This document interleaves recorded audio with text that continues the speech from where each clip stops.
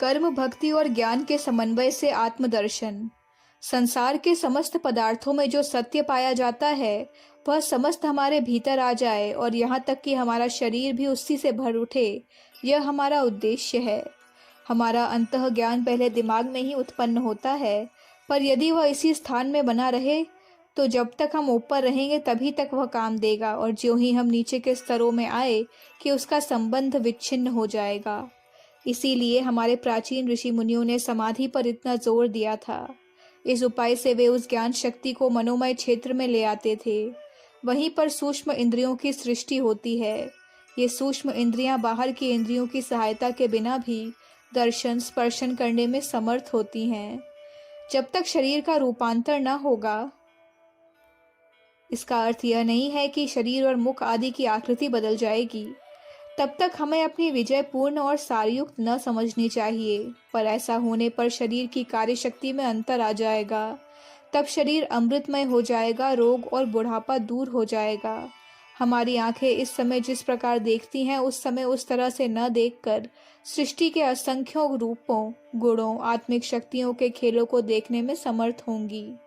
हमारे कान सृष्टि के मूल शब्द को सुन सकेंगे। इसी प्रकार सब इंद्रियां सृष्टि के गूढ़ और वास्तविक तत्व को ग्रहण करने लगेंगी। यह अंतरंग ज्ञान की शक्ति मानव इंद्रियों को प्राप्त हो सकती है, इसमें कुछ भी संदेह नहीं है। वैदिक युग के ऋषि देवताओं की सृष्टि करते थे। उपनिषद युग के ज्ञानी व्यक्ति भी इस तथ्य को जानते थे। वे समस्त चैतन्य और ज्ञान शक्ति को सार रूप करके उद्दीप्त करते थे। उस समय वैज्ञानिक यंत्र न थे और ज्ञानी जन अंतः ज्ञान के द्वारा ही सृष्टि के रहस्य से अवगत हो रहे थे। ज्वाला के पुत्र सत्यकाम ने गायें चराते चराते ही अनंत प्रकृति के स्वरूप को समझ लिया था, जिससे उसका अंतरंग मधुमय हो उठा था। उनको पशु पक्षी वृक्ष लता सभी से ज्ञान दान प्राप्त हुआ था। यही सनातन ज्ञान पथ है और यही ज्ञान की मुक्त प्रणाली है। पर आजकल की वैज्ञानिक धारणा क्या है? इसके अनुसार अनुभव के साथ पदार्थ का मिलान करना ही ज्ञान प्राप्त करने का एकमात्र साधन है। हम जो कुछ देखते सुनते हैं अथवा अन्य लोग जो देखते सुनते हैं, पढ़ते हैं, समझते हैं, उतना ही ज्ञान हम मनुष्य के बारे में सत्य मानते हैं। उसके सिवा और कुछ हम नहीं जानते न मानते हैं। पर अब विज्ञान के क्षेत्र में भी कुछ नवीन विचारक आगे बढ़ रहे हैं और वे कहने लगे हैं कि अन्य ज्ञान एक बहुत बड़ी शक्ति है। शक्ति ही सब कुछ करती है और हम उसके यंत्र अथवा मशीन हैं। योग का केवल इतना ही आशय नहीं है। साधक को यह भी अनुभव करना होगा कि शक्ति तो हमारी ही है। पुरुष परमात्मा की इच्छा से साधक ही कार्य किया करता है। शक्ति के साथ साधन का अंगांगी परिचय होने पर ही ज्ञान का विकास होता है। साधक सर्वप्रथम शक्ति के सम्मुख ही आत्मसमर्पण करता है। शक्ति की क्रीड़ा को ही वह देखता है। जगत को शक्ति का कौतुक ही अनुभव करता है। शक्ति के साथ में अपने को शक्ति के साथ मिलाकर घुलाकर ही साधक यह देख सकता है कि अनंत विराट शक्ति के पीछे पुरुष विद्यमान है। पुरुष का दर्शन न होने से योग का पूर्ण विकास नहीं हो सकता। पुरुष का प्रत्यक्ष साक्षात्कार होने पर हमको यह अनुभव होता है कि उसकी इच्छा ही हमसे कार्य कराती है। तब फिर यंत्र अथवा मशीन होने की भावना उत्पन्न नहीं होती और साधक स्वयं को ही शक्ति स्वरूप समझने लगता है। जब तक इस पुरुष को नहीं जाना जाता, प्राप्त किया जाता, तब तक अपने यंत्र को न समझने की साधना अपूर्ण ही रहती है। शक्ति ही सब कुछ कराती है। शक्ति ही विचार उत्पन्न करती है। शक्ति के स्पर्श से ही मशीन हिलती डुलती है। ऐसा भाव बहुत श्रेष्ठ होने पर भी पूर्ण योगी के लिए अपर्याप्त है। इससे और आगे बढ़ना है। हमारे यहाँ भाव अथवा शक्ति की कमी नहीं है। देश में सर्वत्र भक्ति में पागल हुए व्यक्ति मिल सकते हैं, पर भक्ति के साथ ज्ञान का होना भी परमावश्यक है। यह सत्य है कि भक्ति होने से भगवान का कार्य करने में शक्ति का अभाव न रहेगा, पर इसके द्वारा ज्ञान का विकास नहीं हो सकता।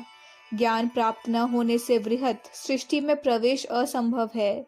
ज्ञान द्वारा ही भगवान के अनंत स्वरूप को ग्रहण किया जा सकता है। अनंत विचित्रताओं भेदों में ऐक्यता स्थापन किए बिना हमको क्षुद्र सृष्टि में रहना पड़ेगा और ऐसी क्षुद्रता भगवान की इच्छा के विरुद्ध है। इसलिए तुम सबको वृहत होना चाहिए। ज्ञान के वास्तविक रूप को ग्रहण करना चाहिए। ज्ञान का ही अनुगामी समता का भाव है। समता ही वृहत सृष्टि का बीज मंत्र है। योगी को पूर्ण ज्ञान की आवश्यकता इस कारण से भी है कि उसके बिना पतन की बहुत आशंका रहती है।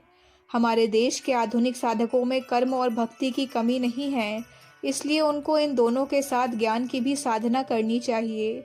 हमारे देश में इस समय वैश्यत्व और क्षत्रियत्व का भाव परिस्फुटित हो उठा है, पर अभी ब्राह्मणत्व का परिस्फुरण नहीं हुआ है।